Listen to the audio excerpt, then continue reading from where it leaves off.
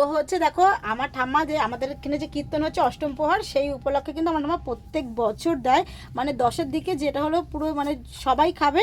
আর এটা হলো শুধু জাস্ট রাধাকৃষ্ণের ভোগের জন্য দেয়, যে এখানে সেদিনকার শুধু রাধাকৃষ্ণ আমাদেরই ভোগ নিবেদন করবো আমরা, তাই জন্য কিন্তু ঠাম্মা এটা দিচ্ছে। তো দুটো গামলা তাই পরপর সাজানো হয়েছে।